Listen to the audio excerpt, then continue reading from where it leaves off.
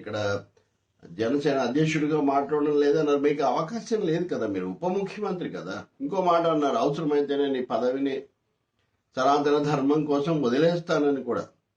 వదిలేస్తే అప్పుడు ఏ సమస్య లేదు, వదిలేయలేదు కదా మీరు. ఇంకా పూర్తి ప్రోటోకాల్తోనే మీరు అక్కడ మాట్లాడుతూ ఉన్నారు కదా. కాబట్టి పదవిలోనే ఉన్నారు. పదవిలో ఉన్న వాళ్ళు ఒక మతంతో ఐడెంటిఫై కాకూడదు, కారు. ఒకవేళ ఎవరన్నా అయితే అది కూడా పొరపాటే. లౌకిక తత్వం ఆల్ సైడ్స్ గా ఉండాలి, వన్ సైడ్ కాదు. అసలు ఏ సైడ్ ఉండకూడదు అనేది లౌకిక తత్వం. వన్ సైడ్ కాదు, ఆల్ సైడ్స్ కాదు, ఏ సైడ్ ఉండకూడదు. మతం వేరు, రాజకీయాలు వేరు. లోక సంబంధమైన లౌకిక, లౌకిక అలా వచ్చింది. దేవుడు, విశ్వాసాలు, మతము, ఆధ్యాత్మికత, పరలోకము, పైలోకము, ఊర్ధ్వలోకాలు, పుణ్యలోకాలు, మీరు ఏమని చెప్పండి. ఇవన్నీ వేరే ఈ లోకానికి భూలోకానికి సంబంధించినవి కాదు.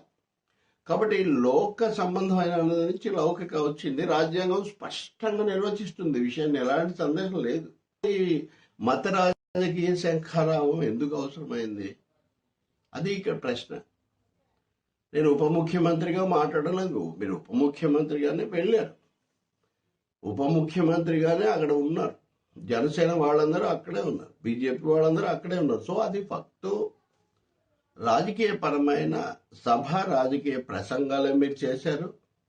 మరి మీరు ఒక్కసారైనా కానీ, వాళ్ళెవరో ఏదో చేయలేదంటున్నారు, కానీ మీరు ఒక్కసారైనా గోరక్షణ పేరుతో మనుషుల ప్రాణాలు తీయడం పొరపాటు అని మీరు చెప్పారా? ఉత్తరప్రదేశ్లో జరిగిన అనేక ఘటనల గురించి మీరు చెప్పారా? మొన్న బెంగళూరులో ఓ జడ్జి గారు నోరు జారిందని మీరు సుప్రీంకోర్టు ఆగ్రహించింది, మీరు ఏమన్నా చెప్పారా? బంగ్లాదేశ్ ఇస్లామిక్ రాజ్యం అయితే ఖండించడం, మనం ఎలా ఖండిస్తాం? మనకేంటి ఖండించడానికి?